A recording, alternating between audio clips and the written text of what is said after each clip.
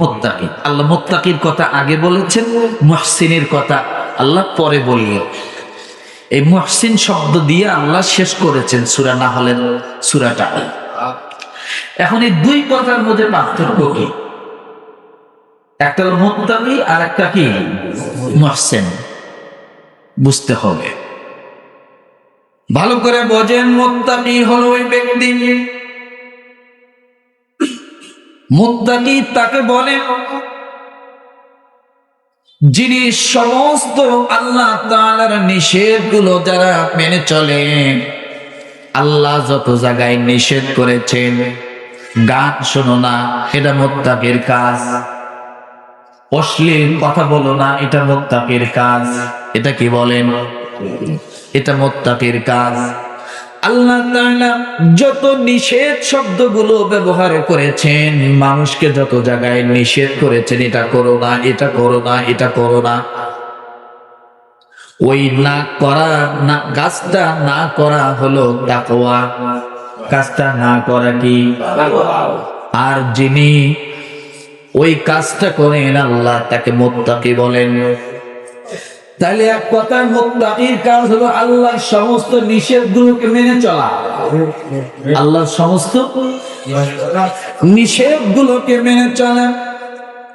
আল্লাহ বলেন যে ব্যক্তি আমার নিষেধগুলো মেনে চলবে, আল্লাহ নিষেধ করেছেন মদ হারাম, জুয়া হারাম, আল্লাহ বলেন এগুলা যারা মেনে চলবে, অর্থাৎ নিষেধগুলা যারা মেনে চলবে, তারা হবে মুত্তাকি।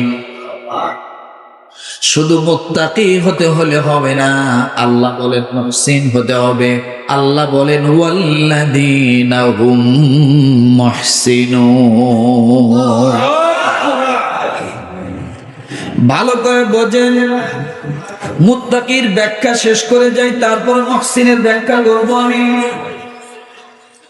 আল্লাহ কি নিষেধ করেছিলেন এই রমাদান মাসে? কোন জিনিসগুলো নিষেধ করেছিলেন? আসেন দেখি এবার একটু যাচাই করি আমরা নিষেধগুলো মেনে মুত্তাকি হতে পেরেছি কিনা। আল্লাহ তাআলা নিষেধ করেছিলেন আমাদেরকে, এই রমাদান তোমাদেরকে দিলাম, তোমাদেরকে সব সময় তিনটা জিনিস খেয়াল রাখতে হবে। কয়টা? জোরে বলেন কয়টা? এক নাম্বার, তোমরা আল্লাহকে ভুলে যেও না। আল্লাহকে তোমাদের স্মরণ রাখতে হবে। দ্বিতীয় নাম্বারে, প্রকৃতির কাছে তোমরা দুর্বল হইও না। প্রকৃতির কাছে তোমরা দুর্বল হইও না, প্রকৃতির দিকেও তোমাদের খেয়াল রাখতে হবে। তৃতীয় নাম্বারে আল্লাহ বলেন শয়তানের কাছে তোমরা দুর্বল হইও না, কারণ শয়তান সব সময় তোমাদেরকে বিপদগামী করে ফেলে।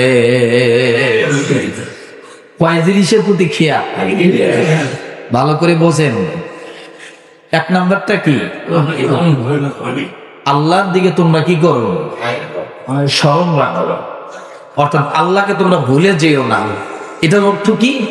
এটার অর্থ হলো আল্লাহ যে জিনিসগুলো তোমাদেরকে নিষেধ করেছে,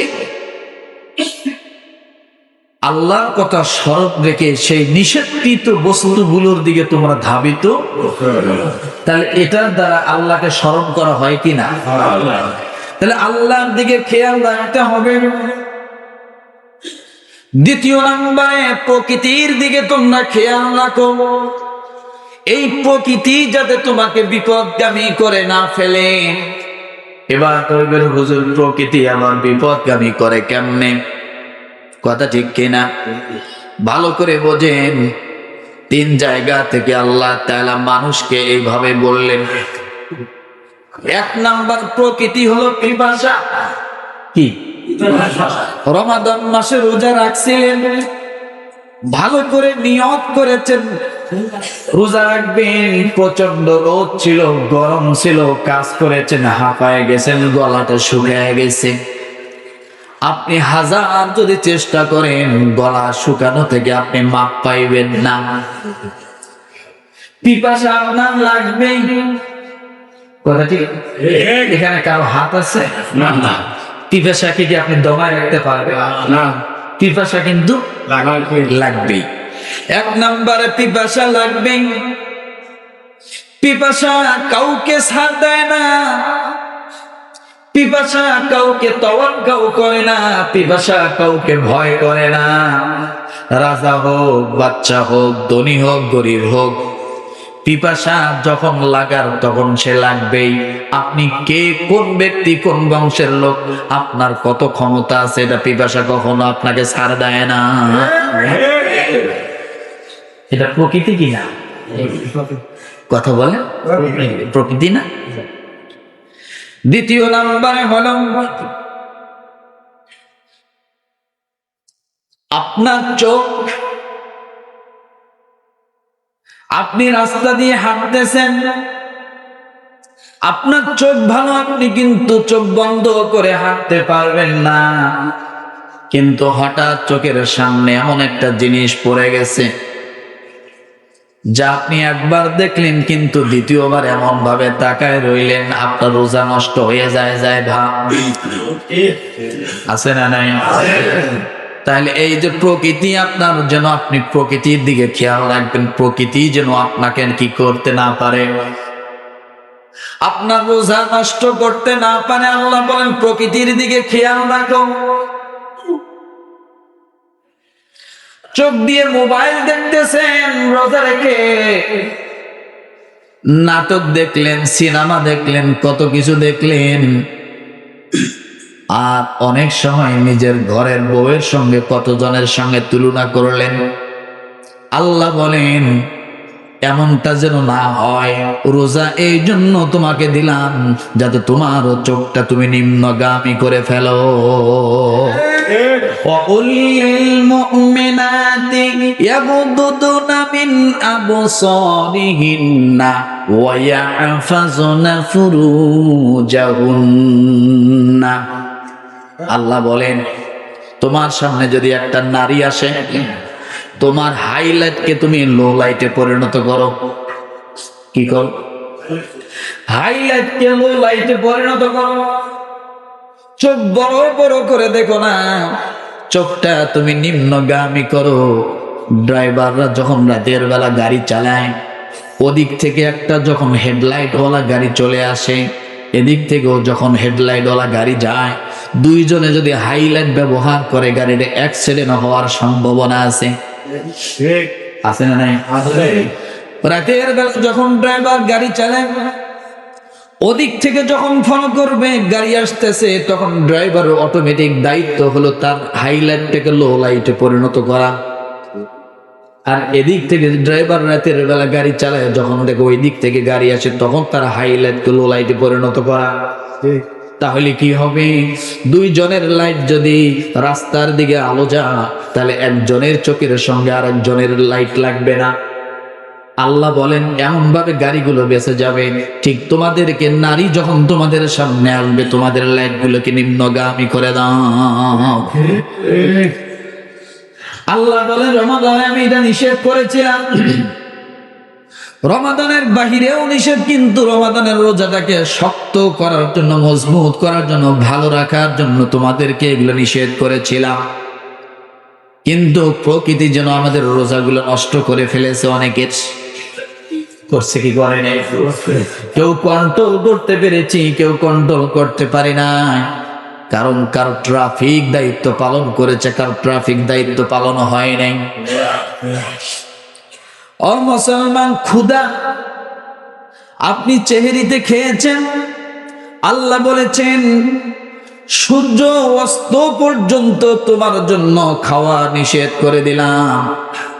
লম্বা সময় আপনার জন্য খাওয়া নিষেধ ছিল, কিন্তু ক্ষুধা যেহেতু আপনার পেটের মধ্যে লাগার কথা, ক্ষুধা কিন্তু বন্ধ ছিল না। ক্ষুধা যখন লাগার কথা লেগেছিল, লাগছে কি লাগে না? কথা বলেন। নিচ থেকে বারবার বলছে কি ব্যাপার, খাদ্যর গোডাউন খালি হয়ে গেছে, খাবার দিচ্ছেন না কেন? খাদ্যর টাঙ্কি খালি। রাজা হোক, বাচ্চা হোক, ধনী হোক, গরিব হোক, যে শ্রেণীর মানুষ হোক না কেন, ক্ষুধার কাছে অসহায়। কথা বলেন। মাথা উঁচু করেন, মাথা নিচু করবেন না। মাথা নিচু করলে ভেজাল। কথাগুলো বুঝতে হবে তো, অপ্রয়োজনীয় কথা বুঝের কথা কিনা এগুলা আমার কথা না তো। প্রকৃতির কাছে মানুষ দুর্বল, ক্ষুধা লাগবে, নারী হলেও ক্ষুধা লাগবে, পুরুষ হলেও ক্ষুধা লাগবে। যে বাচ্চাটা আজকে জন্মগ্রহণ করেছে ওরও ক্ষুধা লাগে, যিনি আজকে মারা যাবেন তারও ক্ষুধা লাগে। আল্লাহ বলেন প্রকৃতির কাছে মানুষ দুর্বল। আল্লাহ তাআলা ডাক দিয়ে বলে, বান্দারে ওই ক্ষুধা যখন তোমার লাগে তখন তোমার ট্রাফিকটাকে মজবুত করো, ট্রাফিক যাতে এটাকে বাদ দাবায় রাখতে পারে। এক, সর্বপ্রথম কাকে স্মরণ করার কথা? দ্বিতীয়, প্রকৃতিকে আমরা কি করব? খেয়াল রাখতে হবে। প্রকৃতি যেন আমাদেরকে বিপদগামী। এখন ক্ষুধা লাগছে, আপনি এখন মনে করেন ঘরের ভিতরে দরজা দিয়ে খাইলেন, আপনি প্রকৃতির কাছে কি করলেন? আত্মসমর্পণ করলেন, আপনি দুর্বল হয়ে গেলেন প্রকৃতির কাছে। কথা ঠিক না? কিন্তু এগুলো সবগুলোকে কন্ট্রোল করবে হলো ট্রাফিক। কে? ট্রাফিক কে করবে বলেন? বোমা ট্রাফিক। আচ্ছা বলেন, ট্রাফিক কি রাস্তার মাঝখানে থাকে না এক সাইডে থাকে? তিন রাস্তার মাঝখানে থাকে না? কথাটা বোঝেন নাই মনে? একটা শহর থাকলে শহরের মাঝখান ট্রাফিক থাকে কি থাকে না? চার রাস্তা আছে, তিন রাস্তা আছে। আল্লাহ তাআলা এই ট্রাফিক দিয়েছেন আপনার এই দিলটাকে, এটা মাঝখানে। ট্রাফিক যদি দুর্বল হয় শহর দুর্বল হয়ে যাবে, আর ট্রাফিক যদি ঠিক থাকে শহর ঠিক থাকবে। শহরের শৃঙ্খলা কার হাতে? ট্রাফিকের হাতে। আপনার এই দিলটা যদি, কলবটা যদি, এই হৃদয়টা যদি মজবুত থাকে, এর উপরে যে প্রকৃতি আছে এটাকে দমায় রাখবে, এর নিচে যে প্রকৃতি আছে এটাকে দমায় রাখবে। সুবহানাল্লাহ। এই জন্য আল্লাহ এটাকে মাঝখানে দিছে। এটার উপরে কি আছে? এটার উপরে আছে গলা। দিলের উপরে কি আছে? গলায় কি লাগে? পিপাসা লাগে। এটার উপরে কি আছে? জবান। জবান দ্বারা কি হয়? হাজারো গুনাহ হয়, অপরাধ হয়, গীবত হয়, চগলখড়ি হয়, মানুষের প্রতি খারাপ আচরণ হয়, খারাপ কর্কশ ভাষা হয়। কিসের দ্বারা? জবানের দ্বারা। এইটা কন্ট্রোল করতে হবে। জবানের উপরে কি আছে? চোখ। চোখের কন্ট্রোল এই হৃদয় থেকে হবে। ট্রাফিক দায়িত্ব পালন করে সিগন্যাল না, চোখ চোখ নামাও। ও এমন এক জায়গায়, হৃদয়টা এমন এক জায়গায় আল্লাহ বসায় দিছে, এর উপরেও আছে, এই উপরের দায়িত্ব পালন করে, নিচের দায়িত্ব গেল। এরপরে এগুলো সব মিলিয়ে ব্রেনটি কাজ করে। ভালো করে বোঝেন, মানুষের জন্য মাথা বেশি জরুরি না দিল বেশি, হৃদয় বেশি জরুরি?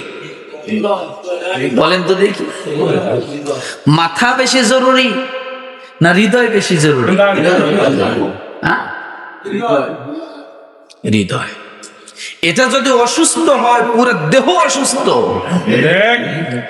উদাহরণ দেই একটা, দেখেন যারা ব্রেন স্ট্রোক করে, এরা ব্রেন স্ট্রোক করলেও বেঁচে থাকে। ব্রেন স্ট্রোক করলেও কি করে? একটা তার ব্লক হয়ে গেছে, মাথার একটা ভ্যান ব্লক হয়ে গেছে, এক জায়গায় রক্ত জমাট হয়েছে, তারপরও কিন্তু লোকটা হাঁটা চলা করতে পারে, বেঁচে থাকে। কিন্তু হার্ট যদি অ্যাটাক করে মানুষ সহজে বাঁচে না, মরেই যায়। বিশ্বাস হয়? এটা হলো মূল। এজন্য আল্লাহ এটাকে মাস সেন্টারে বসায় রাখছে। সুবহানাল্লাহ। ব্রেন স্ট্রোক করে মানুষ একবার, দুইবার, তিনবার পর্যন্ত করে, চারবার, পাঁচবার পর্যন্ত করে, তারপরও সে টিকে আছে। এক সাইড হয়তো পড়ে গেছে, কিন্তু হার্ট অ্যাটাক করলে পুরোটাই যায়। তাহলে এখান থেকে কন্ট্রোল করে আপনার এগুলাকে, নিচে কি কন্ট্রোল করে? এটা থেকে নিচে কন্ট্রোল করে আপনার পেট। ক্ষুধা লাগে না? লাগে কি লাগে? এখান থেকে কন্ট্রোল করে। এখনো ইফতারির সময় হয় না, চুপ কর। আজান দিবে তারপরে ইফতারি করবি, সূর্য ডুববে তারপরে ইফতারি করবি, চুপ। কিন্তু পেট কিন্তু বারবার সিগন্যাল দিতেছে, কি বাবা খাবারের যোগান দিচ্ছেন না কেন? এখন বাজে বেলা 11টা, এখনো কিছু নাই কেন আমার? তাই না? বাজে 12টা, পেট কিন্তু ডাকতেছে, মুসরামুসরি করতেছে, আছে না? কিন্তু হৃদয় বারবার বলতেছে চুপ থাক, এখনো সময় হয় নাই, ইফতারের সময় খাইস। এখান থেকে করে জৈবিক চাহিদা, মানুষের যে জৈবিক চাহিদা গুলো আছে, এই হৃদয় এখান থেকে ট্রাফিকে দায়িত্ব পালন করে। একটা অশ্লীল দৃশ্য দেখেছে, আপনার জৈবিক চাহিদা বেড়ে গেছে, যায় কি যায় না? পুরুষ মানুষ এখানে আছে, লজ্জার তো কিছু নাই, এটা বাস্তব, সবারই আছে, আছে না? কন্ট্রোল কে করে? এই ট্রাফিক কন্ট্রোল করতেছে, চোখ। এটা রোজার মাস, সাবধান, একটুকু লড়াচড়া করবি না। কথাটা বোঝেননি? যখন কন্ট্রোল করতে না পারে, একটা কথা বলি, কেউ মাইন্ড করবেন না। যখন ওকে দাবায় রাখতে রাখতে ও এক সময় চিন্তা করে আমি আর কুলাইতে পারি না, তখন কি হয়? ঘুম থেকে উঠে দেখে বিছনা ভিজা। কথাটা অনেকে মাইন্ড করলেন। তাহলে এটা তো সবারই আছে। তাহলে এখান থেকে এ কন্ট্রোল করে, এগুলাকে জৈবিক চাহিদাকে কন্ট্রোল করে। তাহলে হৃদয়টা কি? ট্রাফিক বলেন। ও এখান থেকে লাল বাতি যদি জ্বালায়, তাহলে নিচেরটা আসা বন্ধ। আবার যদি এখান থেকে কি সবুজ বাতি জ্বালায়, নিচেরটা চলে। আবার উপরেরটা যদি লাল বাতি জ্বালায়, তাহলে উপরটা কি বন্ধ। এইভাবেই সারাদিন কন্ট্রোল করতেছে। সুবহানাল্লাহ বলেন। এই জন্য রব্বুল আলামিন ডাক দিয়ে বলেন, এগুলা করবে আর মানুষ তাকওয়া অর্জন করবে। এইভাবে হৃদয়টাকে যদি তুমি কন্ট্রোল করতে পারো, তোমার ক্ষুধা লাগে কিন্তু তারপরও তুমি খাচ্ছ না, হৃদয়টা কন্ট্রোল হচ্ছে। রমজানের বাইরে যখন তুমি যাবা, অনেক ভালো খাবার দেখবা, অনেক খাবার তুমি দেখবা, তখন তোমার মনে করতে হবে আমি তো মুসলমান, আমি এখন পেলাম না, তাই কি হয়েছে? আমার জন্য আল্লাহ তাআলা জান্নাতের মধ্যে সব বরাদ্দ করে রেখে দিয়েছে।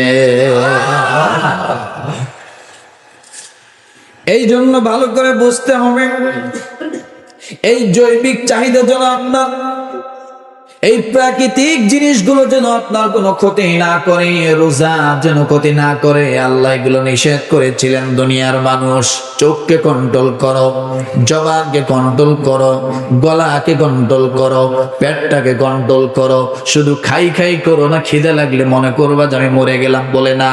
হাজারো মানুষ, তোমার মতো মানুষ, তুমি এমন সময় কোথাও যাত্রা পথে যখন যাও, সকালে গাড়িতে উঠেছো, বিকেলে যেয়ে নেমেছো, সারাদিন কিছু খাওয়ার সুযোগ পাও না, লয় কি হয় না? কিন্তু রমজান মাস আসলে দেখায় না আমি ক্ষুধা সহ্য করতে পারি না। কে কইছে তুমি ক্ষুধা সহ্য করতে পারো? তোমার জীবনে তুমি তাকায় দেখো, রেগুলার তুমি 3 বেলা খেয়েছো এমন ইতিহাস নাই, আছে? খাবার থাকলে অনেক সময় খাওয়ার পরিবেশ থাকে না, খাইতে খাইতে সন্ধ্যা হয়ে যায়, বিকাল হয়ে যায়, হয় না? তাহলে কে বলছে তুমি ক্ষুধা? রমজান আসলে তুমি বাহানা করো। এই জন্য আল্লাহ তাআলা বললেন এগুলো যেন তোমাদেরকে ক্ষতি না করে। 3 নম্বরে আল্লাহ স্মরণ করতে বললেন কাকে? কাকে? ইন্নাশ শাইতানা লাকুম আদুউম মুবিন। শয়তান বড় শত্রু। শয়তান কি? শয়তান বড়ই শত্রু। কারণ শয়তানের হামলা রমাদান মাসে, শয়তানের হামলা আর প্রাকৃতিক হামলা এটা খুব কঠিন। শয়তান সব সময় আপনাকে খারাপ দিকে নিচ্ছে। রোজা রাখছেন, কাজ নাই, খাওয়া দাওয়ার টেনশন নাই, কিন্তু শয়তান আপনাকে অন্যের দিকে ব্যস্ত রাখছে। আসো লুডু খেলি, আসো দাবা খেলি, আসো কেরাম খেলি, এইগুলোর মধ্যে যাই আপনাকে এমন ভাবে দাবায় রাখছে। এখন কেরাম খেলতে গেলে তো টাকা দিয়ে খেলতে হয় নাকি? তাই না, টাকা দিয়ে খেলে। আমার কানের মধ্যে আসে, এরকম অনেক কিছু আছে। কিন্তু আল্লাহ তাআলা কি বলেছিলেন যে রোজা রেখে কেরাম খেলো? আল্লাহ বলছেন অন্তত রমাদান মাসটা এগুলা থেকে বিরত থেকে কি করতে বলেছেন? আসুন আমরা আল্লাহর কাছে জেনে নেই। সূরা বাকারা 185 নম্বর আয়াত। আল্লাহ পাক রব্বুল আলামিন বলেন, শাহরু রমাদানাল্লাযী উনজিলা ফীহিল কুরআন হুদাল লিন-নাসি ওয়া বাইয়িনাতিম মিনাল হুদা ওয়াল ফুরকান।